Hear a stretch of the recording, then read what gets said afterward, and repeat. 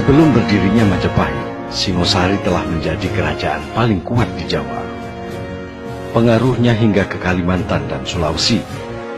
Tak jarang, para pedagang yang berlayar di perairan Nusantara kala itu harus membayar upeti kepada Singosari yang dipimpin Prabu Kertanegara. Hal ini menjadi perhatian Kubilai Khan, penguasa dinasti Yuan di daratan Tiongkok. Ia lalu mengirim utusan yang bernama Mengci ke Singosari untuk menuntut upeti. Kertanegara, penguasa kerajaan Singosari yang terakhir, menolak untuk membayar upeti. Kertanegara bahkan dengan berani mempermalukan utusan Kubilai Khan dengan merusak wajah dan memotong telinga Mengci. Kubilai Khan marah besar. Tindakan Kertanegara dianggap suatu tantangan perang. Dia pun memberangkatkan ekspedisi besar ke Jawa tahun 1293 Masehi.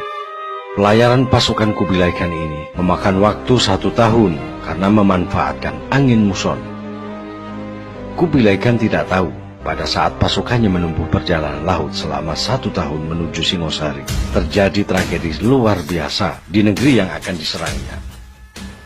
Para punggawa dan prajurit terkuat Singosari pergi ke utara bersiap menghalau serangan tentara Tartar dalam ekspedisi Pamalayu, membuat istana Singosari kosong, hanya menyisakan Prabu Kertanegara, para selir dan dayang serta beberapa pasukan penjaga istana. Kondisi ini dimanfaatkan oleh Adipati Kediri, Jaya Katwang, yang kebetulan mendendam kepada Kertanegara. Jaya Katwang memberontak. Dia bersama pasukannya menyergap Kertanegara bersama keluarganya tanpa sisa di pagi buta. Kertanegara tewas ketika, dan Jaya Katwang mengambil alih kekuasaan Singosari tanpa sepengetahuan Kubilai Khan dan pasukannya. Namun, Jaya Katwang tidak menyadari bahwa ada 2 orang tersisa dari keluarga Prabu Kertanegara yang masih hidup, dan kebetulan pada waktu tragedi pembunuhan itu terjadi, dia berada jauh di utara menyusul pasukan Singosari dalam ekspedisi Pamalayu. Dia adalah sang menantu Kertanegara bernama Raden Wijaya beserta istrinya. Dengan hati perih, Raden Wijaya kemudian minta perlindungan kepada Arya Wiraraja, sang Mahapatih Singosari yang berkedudukan di Madura. Raden Wijaya kemudian diberi hutan tarik. Ia membuka hutan itu dan membangun desa baru. Desa itu kemudian diberi nama Majapahit, yang namanya diambil dari buah maja yang banyak tumbuh di situ, dan rasa pahitnya dari buah tersebut, Majapahit. Di hutan tarik inilah Raden Wijaya kemudian menyusun strategi sembari menunggu pasukan Tartar tiba. Ketika pasukan Mongol tiba, dengan cerdik Raden Wijaya pun bersekutu dan mendapat kepercayaan dari pasukan Kubilai Khan untuk bertempur melawan Jaya Katwang yang bagi pasukan Kubilai Khan dikira masih di bawah kekuasaan Kertanegara, Raja Singosari. Atas saran Raden Wijaya pula, pasukan Mongol kemudian dipecah-pecah dan dibagi dalam beberapa pasukan kecil.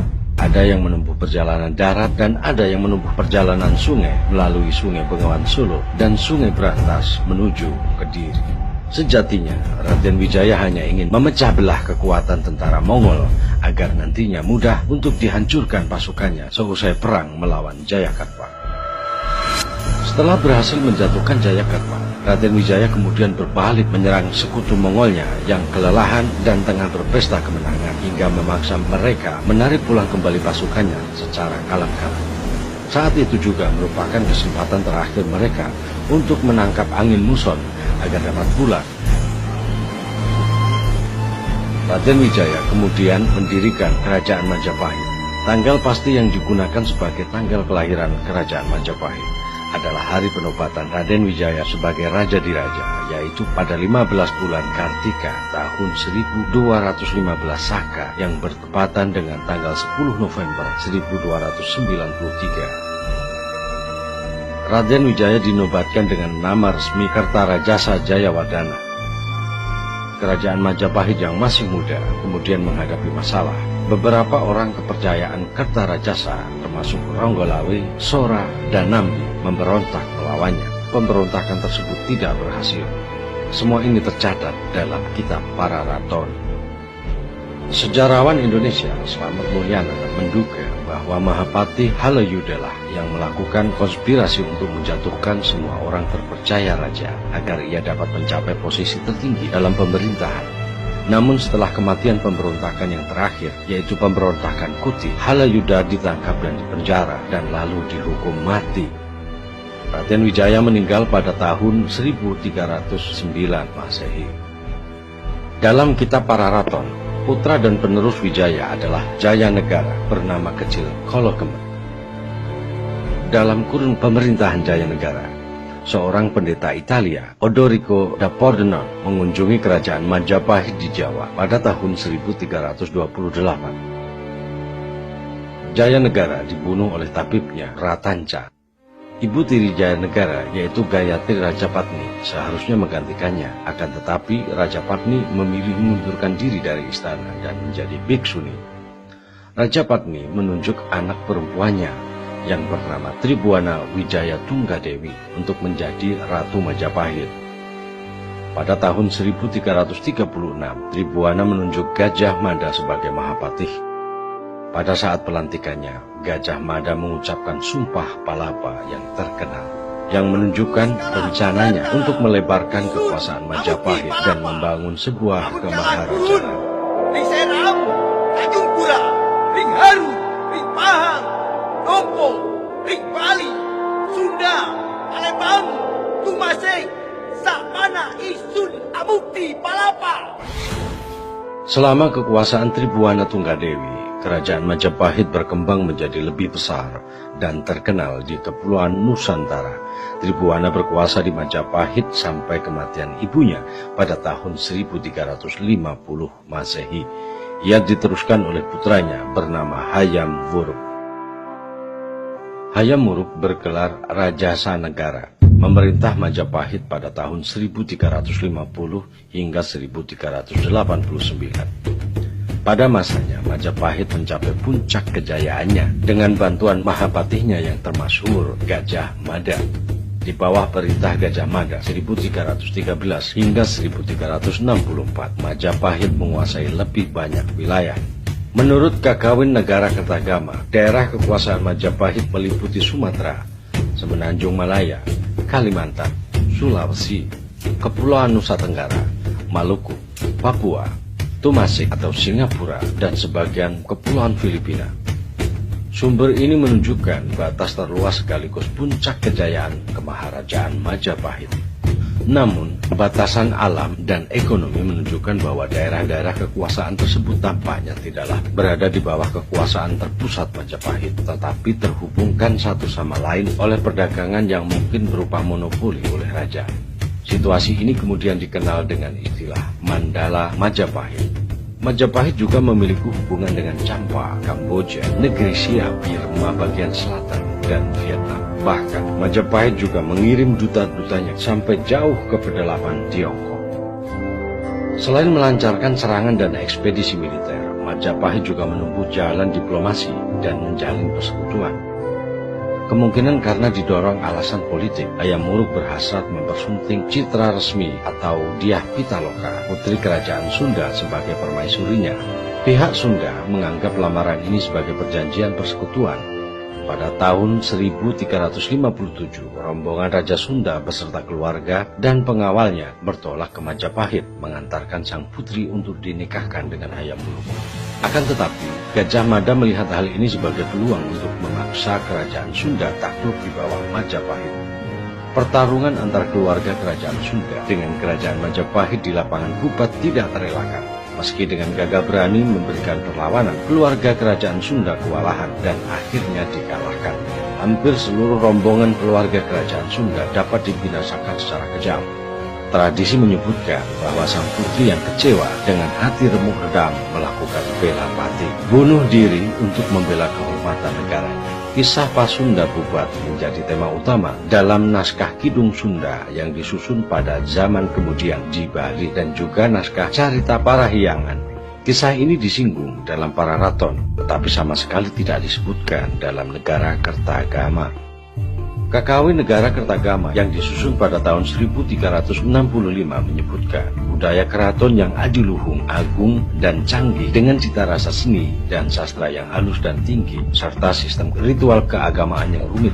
Sang pujangga menggambarkan Majapahit sebagai pusat mandala raksasa yang membentang dari Sumatera ke Papua, mencakup semenanjung Malaya dan Maluku. Tradisi lokal di berbagai daerah di Nusantara masih tercatat kisah legenda mengenai kekuasaan Majapahit.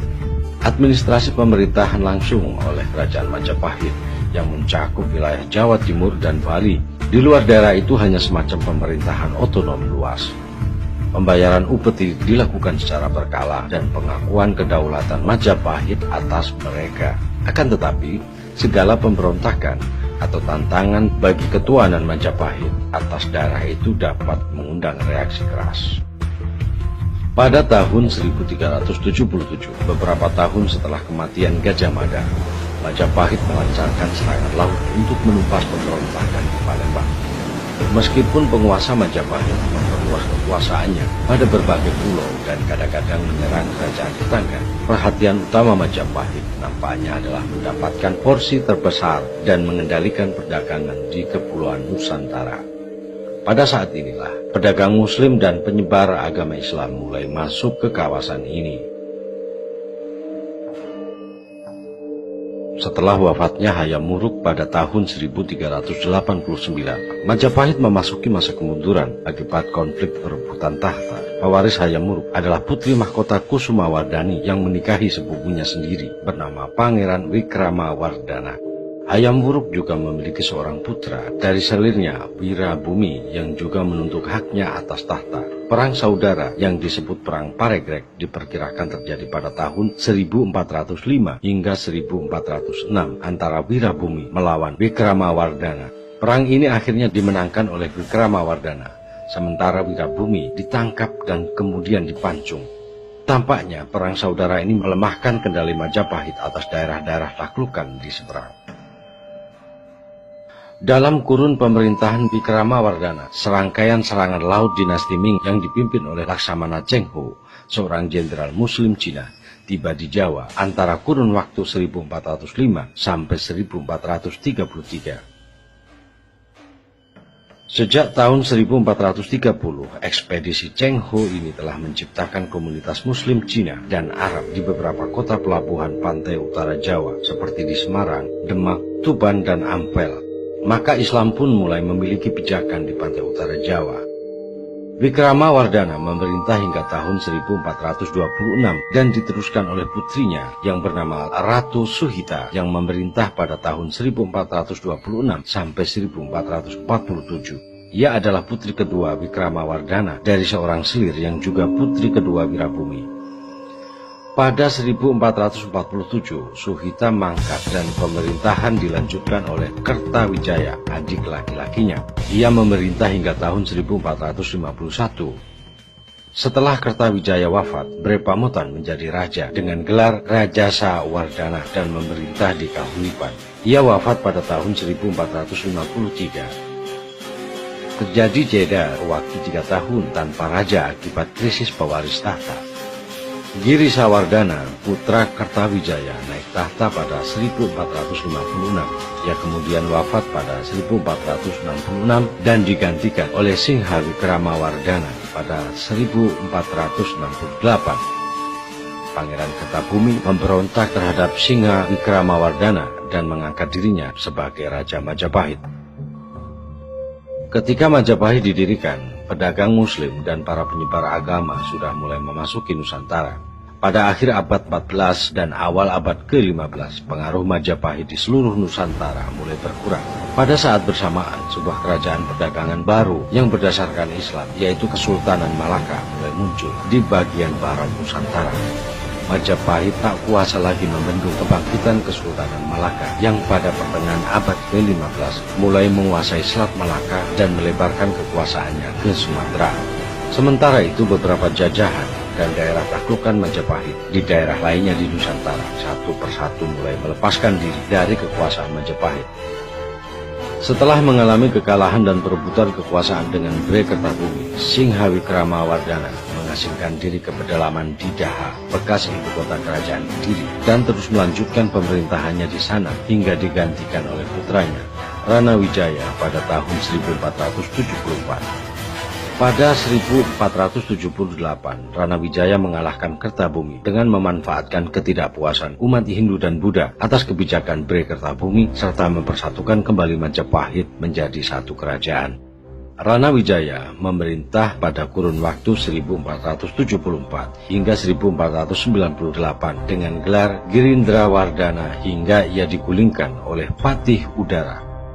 Akibat konflik dinasti ini, Majapahit menjadi semakin lemah dan mulai bangkitnya kekuasaan kerajaan Demak yang didirikan oleh keturunan Bre Wirabumi di pantai utara Jawa. Waktu berakhirnya kerajaan Majapahit berkisar pada kurun waktu tahun 1478 atau tahun 1400 Saka, dianggap sebagai waktu lazim pergantian dinasti dan berakhirnya satu pemerintahan. Pada kurun waktu tahun 1478 hingga tahun 1518. Dalam tradisi Jawa, ada sebuah kronogram atau candra sengkala yang berbunyi Sirno Ilang Kertaning Bumi.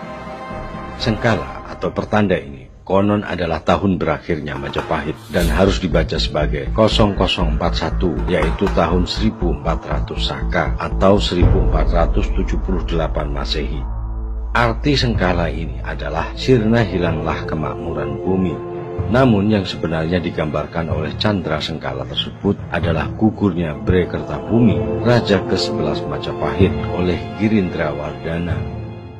Raden Patah yang saat itu adalah Adipati Demak sebetulnya berupaya membantu ayahnya dengan mengirim bala bantuan dipimpin oleh Sunan Ngudung, tetapi mengalami kekalahan. Bahkan Sunan Ngudung meninggal di tangan Raden Husein, adik Raden Patah yang memihak Rana Wijaya, hingga para Dewan Wali menyarankan Raden Patah untuk meneruskan pembangunan Masjid Demak.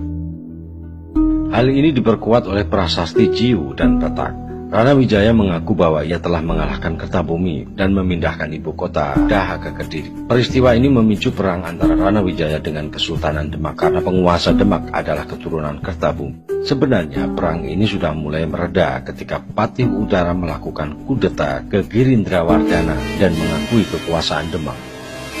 Perang berkecamuk kembali ketika Prabu Udara meminta bantuan Portugis, sehingga pada tahun 1518 Demak melakukan serangan ke Daha yang mengakhiri sejarah Majapahit. Sejumlah besar abdi istana, seniman, pendeta, dan anggota keluarga kerajaan mengungsi ke Bali. Pengungsian ini kemungkinan besar untuk menghindari pembalasan dan hukuman dari Demak, akibat selama ini mereka mendukung Rana Wijaya melawan Kertabumi.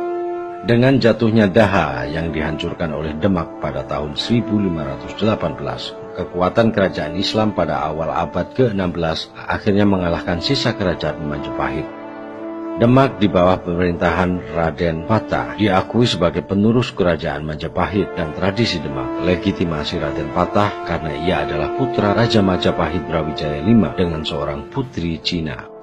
Catatan sejarah dari Tiongkok, Portugis, dan Italia mengindikasikan bahwa telah terjadi perpindahan kekuasaan Majapahit dari tangan penguasa Hindu ke tangan Adipati Unus, penguasa dari Kesultanan Demak, antara tahun 1518 dan 1521 Masehi.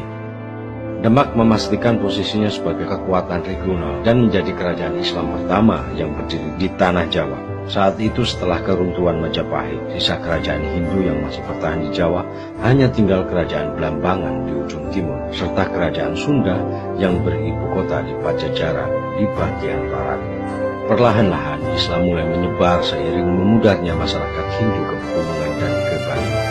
Beberapa kantung masyarakat Hindu Tengger hingga kini masih bertahan di pegunungan Tengger, kawasan Bromo,